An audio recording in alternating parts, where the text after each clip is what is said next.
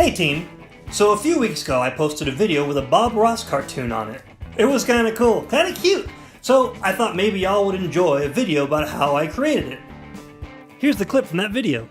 Is it cheating to use white and black with a limited palette? No? Good! I took my trusty iPad and used Procreate. Great program for this kind of stuff. Isn't he cute? I don't know why, but I like using blue for my sketches. I think it looks cool. I saw blue being used in animation by Disney when I was a kid, and I guess it stuck. And really, who am I to buck a sweet trend like that? I kind of fashioned this cartoon after a Bob Ross bobblehead with my own twist.